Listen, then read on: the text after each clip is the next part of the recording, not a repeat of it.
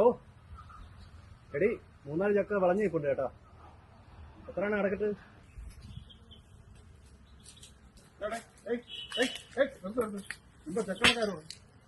ഇതിന്റെ പ്ലാവാക്കെ അതിരിക്കണ പ്ലാവാണ്.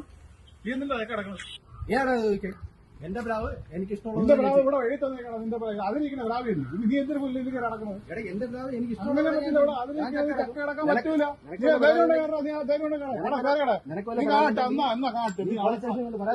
ഞാൻ കൊടുക്കും. എന്തിനു കൊടുക്കും?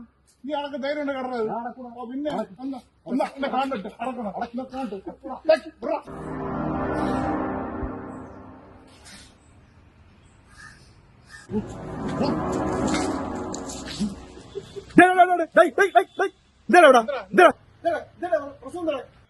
കണ്ടൂടെ ഈ ചക്ക അടക്കണ കണ്ടൂടെ? കണ്ടിലെന്തിന്?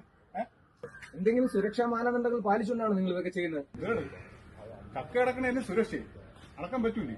നമ്മളെ പ്ലാവ് നീ അടക്കണ്ട. നീ മിണ്ടായിരുന്ന നിങ്ങൾ ചക്ക എന്തോടെ അടത്തണം.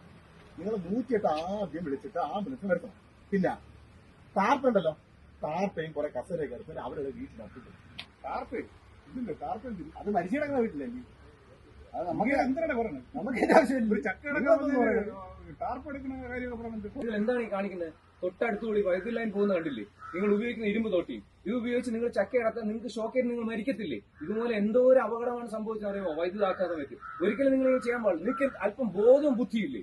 സാറേ സത്യം പറഞ്ഞാൽ ശ്രദ്ധിച്ചില്ല സാറേ. ഈ ചക്ക അടക്കാനുള്ള ആക്രാന്തത്തില് നീ മനുഷ്യനെ കൊല്ലുന്നുണ്ട്. ഈ ഇരുമ്പ് തോട്ടയൊക്കെ എടുത്തുകൊണ്ട് സത്യം സോറി സാറേ. നിങ്ങൾ ചക്ക മാങ്ങ എന്താണോ നിങ്ങൾ അടത്തോ. പക്ഷെ ആദ്യം ശ്രദ്ധിക്കേണ്ടെന്ന് പറഞ്ഞു കഴിഞ്ഞാല് വൈദ്യുതി ലൈൻ ഈ മരത്തിന് അടുത്തുകൂടി പോകുന്നുണ്ടെന്ന് ശ്രദ്ധിക്കുക. പിന്നെ ഇരുമ്പ് തൊട്ടാണ് നിങ്ങൾ ഉപയോഗിക്കുന്നുണ്ടെങ്കിൽ അത് ശ്രദ്ധിക്കുക. കാരണം ഇത് ഒത്തിരി അപകടങ്ങൾ നമ്മളെ ഈ പറഞ്ഞ ഈ കാലയളവിലുടനീളം വരുത്തിയിട്ടുണ്ട്. നിങ്ങൾക്ക് അങ്ങനെ നിങ്ങളെ വൈദ്യുതി ലൈൻ ഈ മരത്തിന് അടുത്തുകൂടി കടന്നു പോകുന്നുണ്ടെങ്കിൽ KEC അറിയിക്കുക. അവരെന്നിട്ട് ഇത് ഓഫ് ചെയ്തിട്ട് നിങ്ങൾക്ക് ഇതിനകത്തുള്ള സംഭവങ്ങളെല്ലാം നിങ്ങൾ ചെയ്യാൻ കഴിയും. ഇത്രയാണ് നിങ്ങൾ ശ്രദ്ധിക്കേണ്ടത്. ഇല്ലാന്നുണ്ടെങ്കിൽ ശരിക്കും നിങ്ങൾക്ക് അപകടം ഉണ്ടാവുകയും ഈ പറഞ്ഞതുപോലെ നമ്മളെ ഇപ്പൊ നിങ്ങൾ നിൽക്കുന്ന ഈ രീതിയിൽ ഒരിക്കലും നിങ്ങൾക്ക് നിൽക്കാൻ പറ്റില്ല. എല്ലാവരും പരലോകം പോവുകയും ചെയ്യും. സാറ് പറഞ്ഞ കേട്ടല്ലോ, ഞാൻ ഈ ഇരുമ്പ് തോറ്റയും എടുത്തോണ്ട് വന്ന് എന്നെയും കൂടെ കൊല്ലാനുള്ള ഏർപ്പാട്.